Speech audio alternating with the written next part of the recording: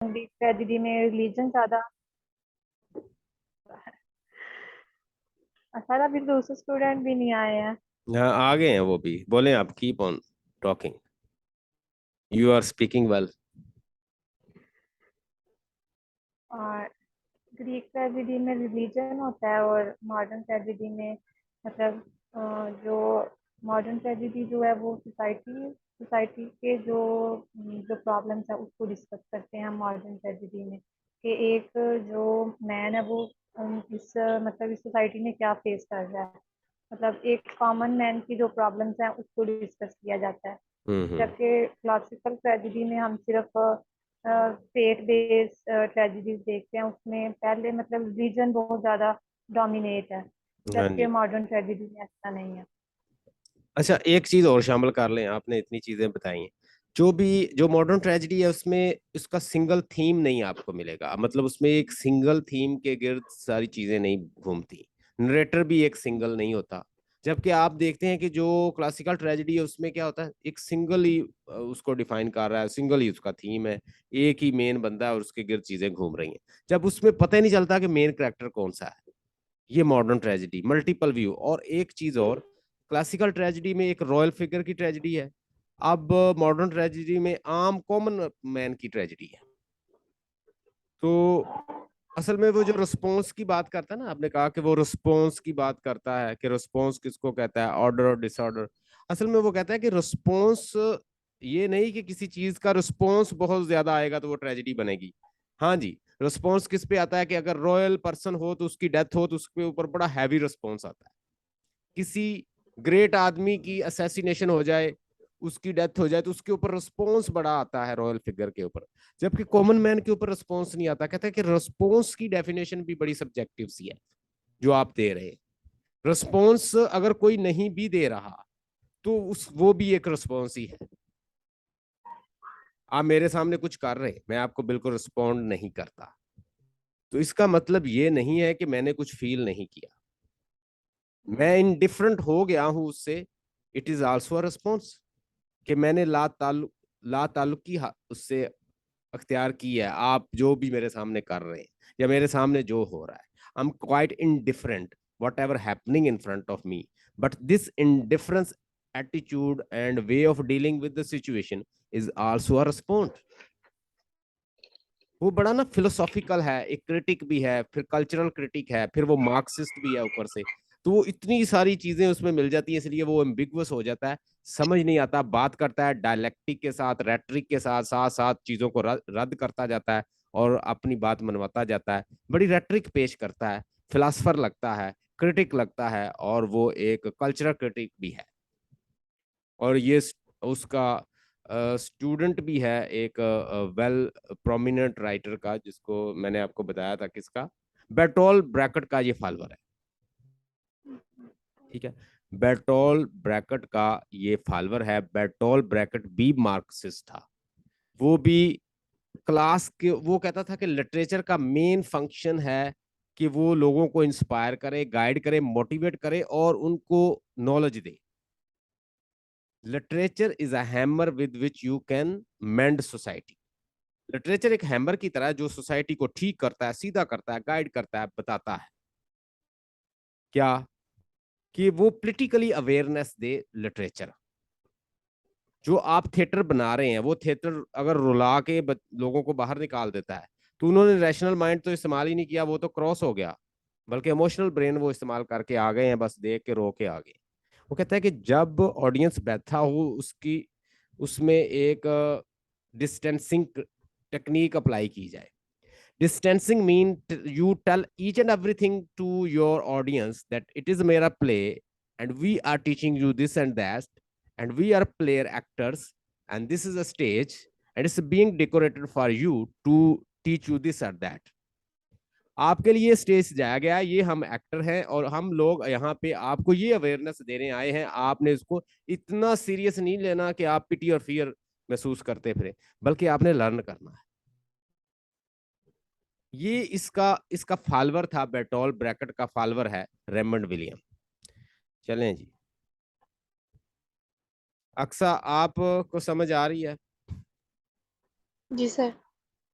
हाँ जी, क्या आपने समझा है ये जो रेमंड विलियम का जो ट्रेजेडी का, मॉडर्न ट्रेजेडी और क्लासिकल ट्रेजेडी में क्या फर्क है, सिंपल वर्डिंग में अगर आप बताना चाहें?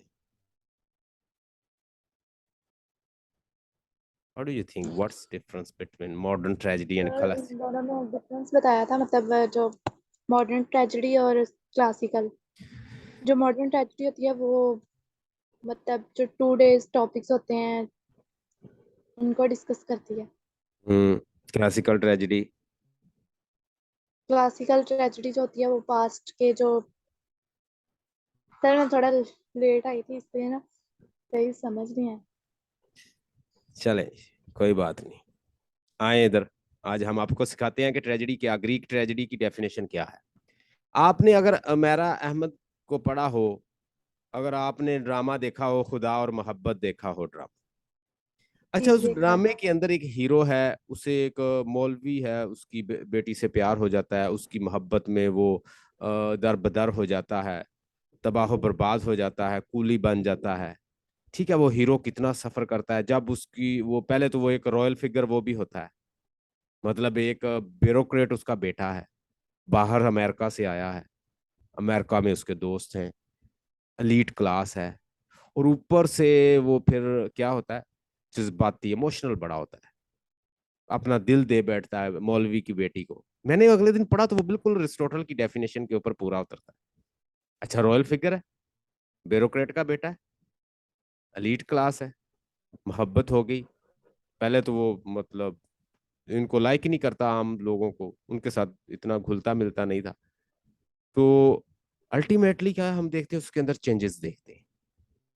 एक मौलवी की जो बेटी है उससे वो मोहब्बत करता है, दर बदर हो जाता है, कूली बन जाता है, उसका कूली बन के फिरता है, उसकी जहां उसका फादर नमाज पढ़ाता है वहां नमाज पढ़ता है।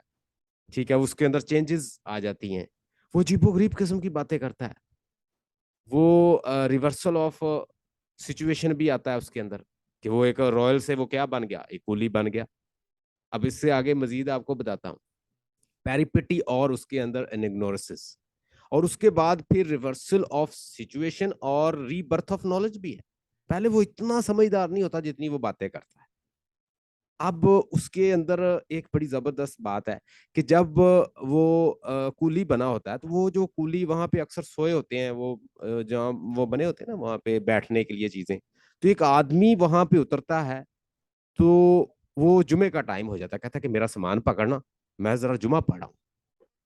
तो वो जुमा पढ़ने के लिए मस्जिद में जाता है, वो मौलवी टाइप बंदा होता है। जब वो नमाज पढ़ के वापस आता है जुमा पढ़ के, तो उसे 20 रुपए देता है कि ये कूली है, चलो मैं 20 रुपए दे देता हूँ। वो उसे कहता है कि तुमने मेरा सामान पकड़ा है, ये 20 रुपए ले लो। तो वो कहता है बेटा बात तो सुनो, तुम जुमा नहीं पढ़ते, जुमा पढ़ना चाहिए। तो वो आगे से उसे कहता है कि मैं 20 रुपए का जुमा नहीं पढ़ता। उसे यूं महसूस होता है कि मैंने इसको हर्ट कर दिया 20 रुपए दे के, शायद ये बच्चा, इसको लाइक नहीं, अच्छा नहीं लगा। वो कहता है ये 20 रुपए मुझे वापस दे दो। वो 20 रुपए उससे वापस ले लेता है। वो उससे कन्वर्सेशन करता है, दोनों एक दूसरे से बातें करते हैं। उससे पूछता है कि बंदा महबूब के दर पे अगर बार बार जाए, उसे कहता है कि अगर बंदा सामने आए, जब भी उस्ताद कहता है, अगर जैसे हाजिरी लगाता है, वो उसे बताता है कि नमाज क्यों पढ़नी चाहिए। वो कहता है जब इंसान, एक स्कूल में बच्चा अगर वो क्लास से लेता रहे, तो जब भी वो हाजिरी लाए लगाए उस्ताद, तो वो आगे से करे हाजिर जनाब, और 5 दफा हाजिरी हो और वो करे हाजिर। तो कहता है एक बच्चा जो अटेंडेंस जिसकी फुल होती है, वो चाहे इतनी कंसंट्रेशन ना भी हो, ख्यालात भी आ रहे हैं, जो भी आ रहे हैं, पासिंग मार्क्स तो ले ही जाता है। तो मैं भी कहता है मैं नमाज पढ़ता हूँ, कभी ख्यालात इधर उधर के आते रहते हैं, लेकिन पासिंग मार्क्स तो आ जाएंगे। महबूब के दर पे जाना चाहिए, उसे पता तो चले मेरे पीछे आया है। फिर वो नमाजें पढ़ने लग जाता है, अब उसके फादर को इंस्पायर करने के लिए नमाजें पढ़ता है, मतलब ये चीजें। और उसकी आंखों में अजीबो गरीब किस्म की चमक हम देखते हैं, जब वो रीबर्थ, उसके नॉलेज का रीबर्थ होता है, तो वो जिससे मिलता है, जिससे बात करता है, जिससे इंटरेक्ट करता है, ऐसे लगता है कि वो उसका दीवाना हो जाता है। फिर अल्टीमेटली वो सफर करता करता, वो हीरोइन की भी डेथ हो जाती है और उसकी भी डेथ हो जाती है। आखिर में हमने वो ड्रामा देखा। तो वो बिल्कुल अरिस्टोटेलियन प्ले जो है उसको फॉलो करता है। रॉयल फिगर हो, हमार्टिया हो, उससे उसका दोनों, और प्लॉट के अंदर हम दोनों चीजें देख रहे हैं। उसके अंदर क्या आ रहा है, एनिग्नोसिस भी आ रहा है, रिवर्सल ऑफ सिचुएशन भी आ रही है, और रीबर्थ ऑफ नॉलेज भी उसका हो रहा है। ये प्लॉट के अंदर होना चाहिए। और इतना जिद्दी बहुत है ये चीज। उसकी जो मेन चीज है ना, वो एक बड़ा स्टेप बॉर्न किस्म का लड़का था, कि जज्बाती और साथ वो स्टेप बॉर्न था। जो सोच लिया वो करना है। घर से बाप कहता है कि पैसे, ये मेरी है जूती, जो तुमने घड़ी पहनी है मेरी है, वो घड़ी भी उसके सामने फेंक देता है, वो जूती भी, वो नंगे पांव घर से निकलते। ये चीजें, ये उसका हमार्टी है। आप उस प्ले को देख लें, आपको वो प्ले ऐसे लगेगा जैसे अरिस्टोटेलियन डेफिनेशन के ऊपर लगा हुआ है, उसके ऊपर बना हुआ है। तो इस तरह अमेरा अहमद के आप देख लें वर्क, पीरे कामल को पढ़ लें या कोई भी, तो ऐसे लगता है कि अरिस्टोटेलियन मेथड को फॉलो किया हुआ है। तो मैं अभी आपके सामने एक डेफिनेशन पढ़ता हूं। ये जो मैंने आपको मिसाल दी है ना, इससे कोई अच्छी मिसाल नहीं है इस अरिस्टोटेलियन ड्रामा की, ट्रेजेडी की। The imitation of an action, कि एक्शन की इस तरह से इमिटेशन जो कि सीरियस हूं, कंप्लीट हूं। आज मैं आपको डेफिनेशन सिखाऊंगा, आपको डेफिनेशन कोई आप एक्सप्लेन कर देंगी तो आपका पूरा सवाल बन जाएगा। अरिस्टोटल कहता है कि ड्रामा ट्रेजेडी बेसिकली क्या होता है, imitation of an action, action की इस तरह इमिटेशन जो सीरियस हो, जो जमाने में हो रहे हैं उनकी सीरियस की एक्शन, और वो भी लॉफ्टी किस्म के, सीरियस किस्म के। नॉन सीरियस किस्म की तो वो कॉमेडी बन जाएगी।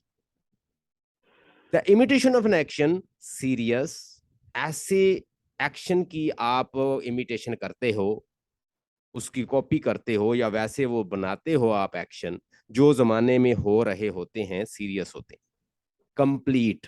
और जो एक्शन आप कर रहे हैं वो कंप्लीट हो, उसको कोई आप प्रॉपर उसको एंडिंग भी दें। ये नहीं कि एक्शन कर दिया उसके बाद भूल ही गए।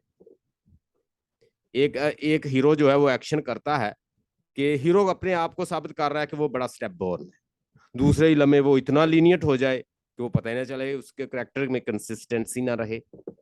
तो करेक्टर का जो जो रोल है वो सही तरह से अदा।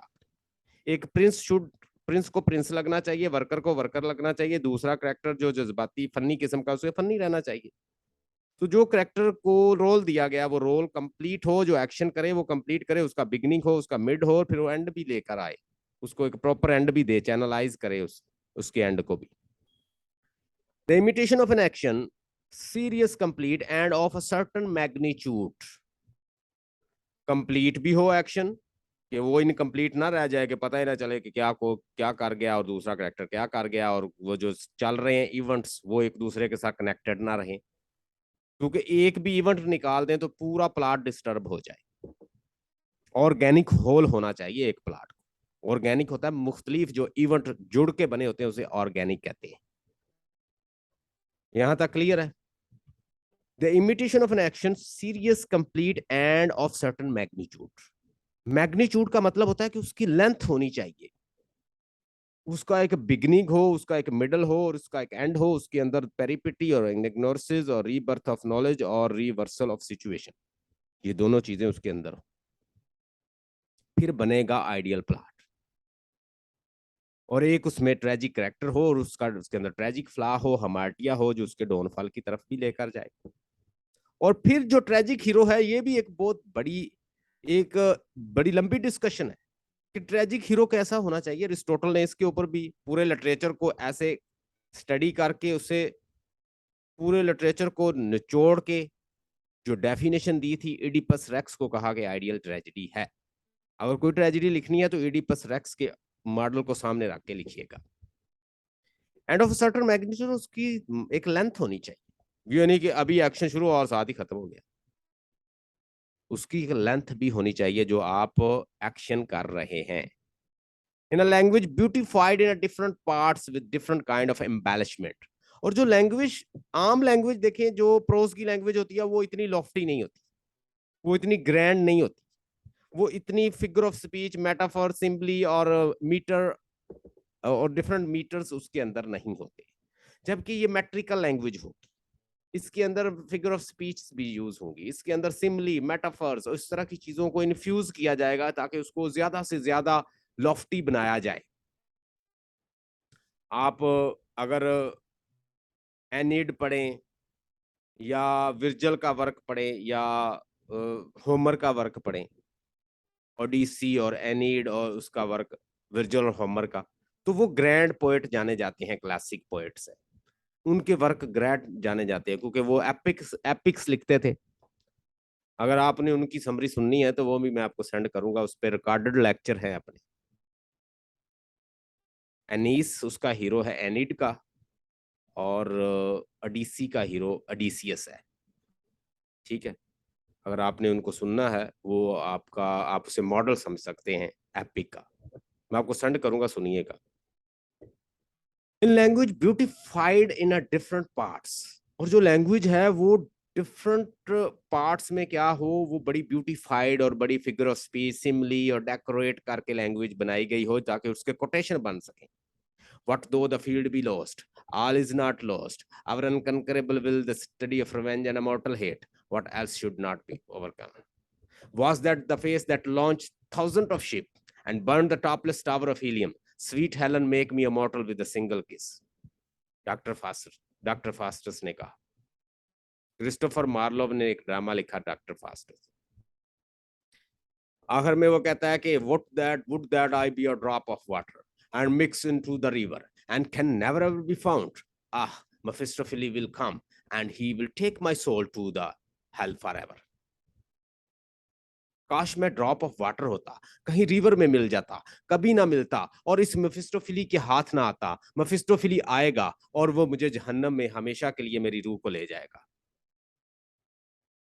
डॉक्टर फास्टस के अंदर एक बहुत बड़ा फिलासफर है, बहुत बड़ा स्कॉलर है, जिसने मुख्तलिफ किस्म के अलूम हासिल किए हैं, और एक दिन बैठा बैठा सोचता है, इवल एंजल्स आते हैं और उसके मन में ख्याल आता है कि डॉक्टर फास्टस, तूने दुनिया का सारा इल्म हासिल कर लिया, लेकिन अभी तुम हवाओं पे कंट्रोल नहीं कर सकते और ऊपर उड़ नहीं सकते और एंजॉय नहीं कर सकते जिस तरह ऊपर जॉब बैठा हुआ है। बादल तुम्हारे कंट्रोल में नहीं है, तुम हवाओं पे चल नहीं सकते, स्वीट हेलन को मंगवा नहीं सकते, किसी ब्यूटीफुल लेडी के साथ नहीं टाइम स्पेंड कर सकते, तुम्हारा फायदा क्या, तुम अभी भी तो इंसान ही हो। Doctor Faustus, those should acquire such a knowledge that give you government, that give you dominance over sky, you live like Job, God की तरह रहो। तो ये कौन सा इलम है? Black magic appeals me a lot.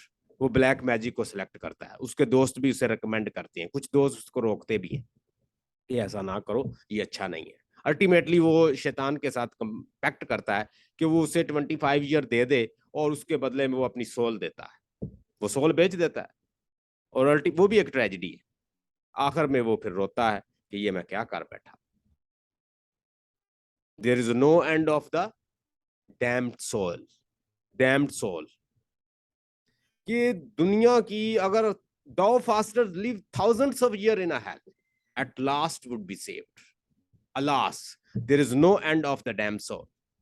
अब फास्टर, अगर हजारों साल भी तुम्हें जहन्नम में रहना पड़ता तो फिर भी उम्मीद होती कि तुम बच जाओगे, तो बहुत बड़ी बात थी। लेकिन जो रूहें जिनको गॉड रद्द कर देता है, रफ्यूट कर देता है, जो गॉड के दरबार से रद्द हो जाती हैं, रफ्यूट हो जाती हैं, उनके लिए कोई निजात नहीं होती। फिर वो इस तरह की बातें करता है। तो ये एक ट्रेजिडी है, उसको पढ़े, एक सिंगल मैन की ट्रेजिडी बना दी है, एलिजाबेथन एज की, रेनेसेंस एज की tragedy. In a language beautified in a different parts with a different kind of embellishment. अब embellishment आएगी फिगर ऑफ स्पीच से, उसकी फॉर्म से, उसके स्ट्रक्चर से, उसके जो मेट्रिकल लैंग्वेज से, मेटाफर से, सिमली से और एंजेममेंट से, इस तरह की चीजें उसमें डाली जाएंगी, मेट्रिकल लैंग्वेज डाली जाएगी, फूड्स को बड़ा रिदमिक बनाया जाएगा। तो ये सारी decorative language embellishment through action, not in narrative. अब ये चीजें समझने वाली दो कि जो आपने डायलॉग बोलने हैं, क्या वो नरेशन में बोलने हैं या आपने परफॉर्म करके सामने दिखाने। Tragedy is a drama that should be played in front of you, that visual should be shown in front of you, not like a narration, like I am just narrating story it's a mere narration. But whenever I'm displaying something in front of you, applying the dramatic irony, applying the situational irony, showing you the two characters, they are talking to each other and they are being displayed in front of you. It's a dramatic action. It's a drama. But epic is another thing.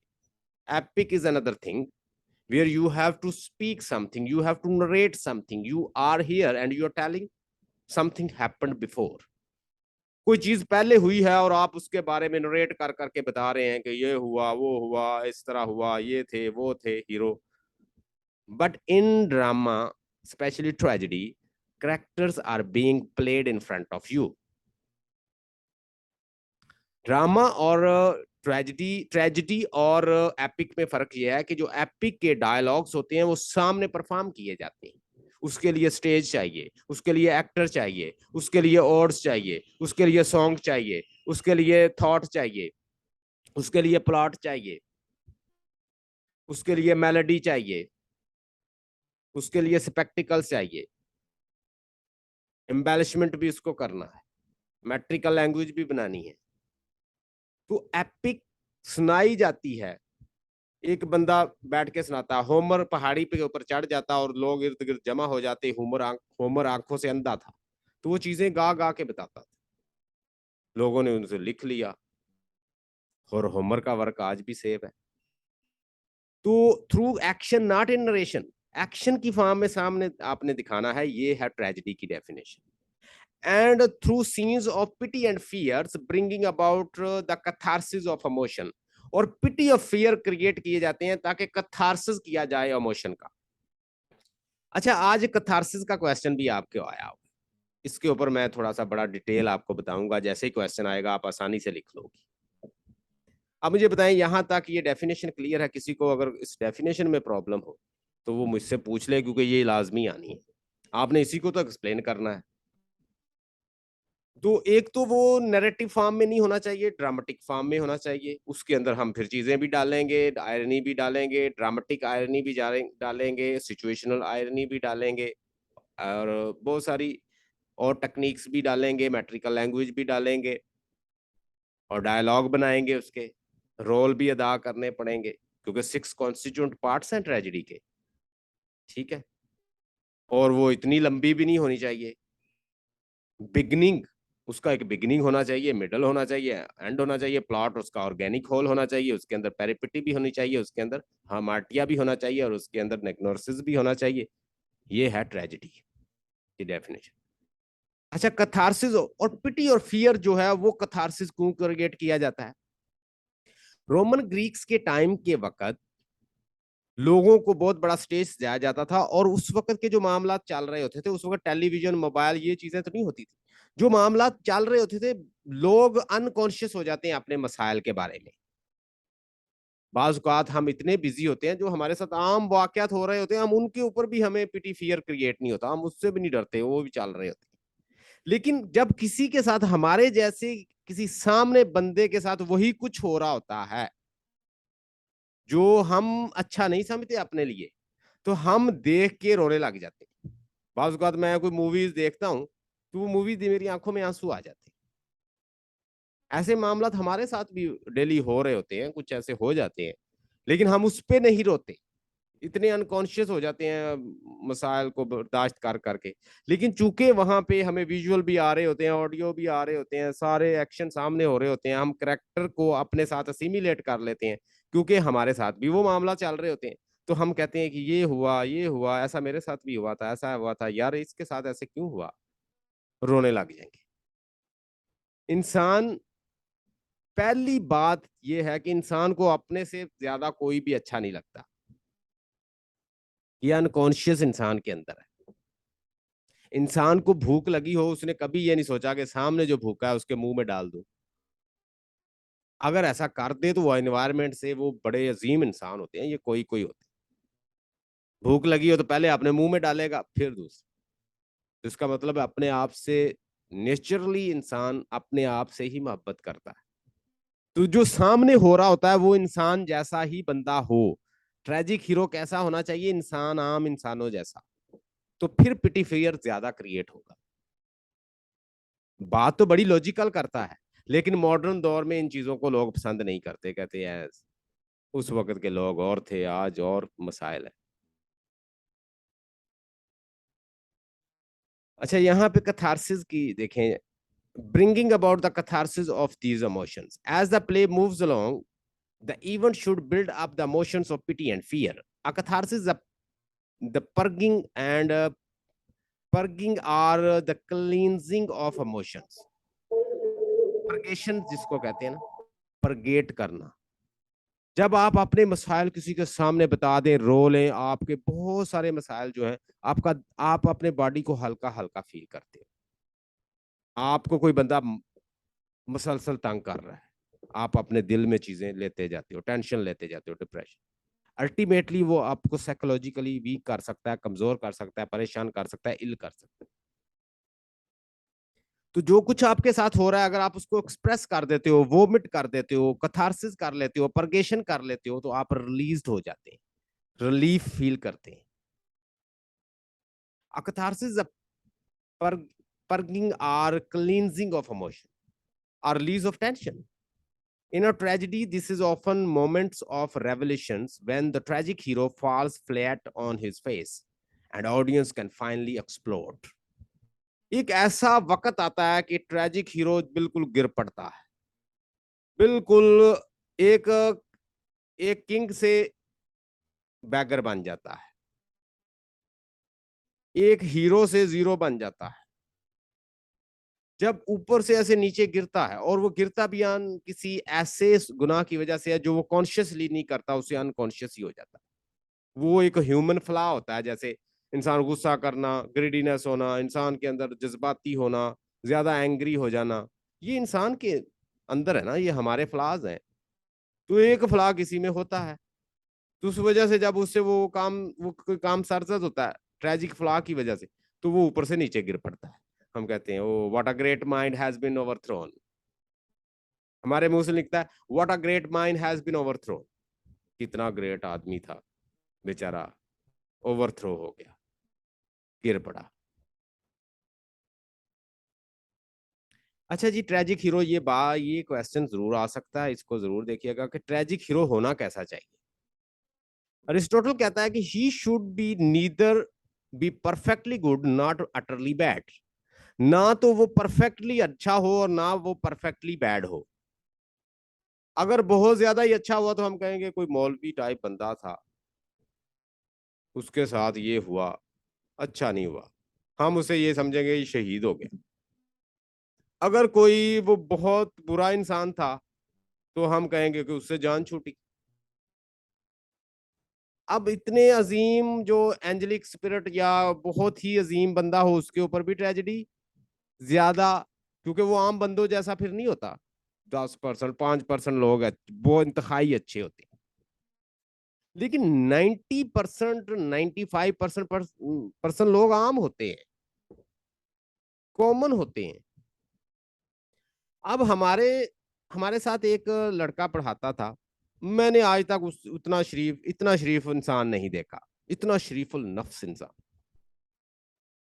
आप 100 बातें करें, आपने ये करना है, आपने, उसने कभी रिस्पॉन्स ही नहीं दिया। आप उसे गालियां दें, उसने कभी रिस्पॉन्स नहीं करना।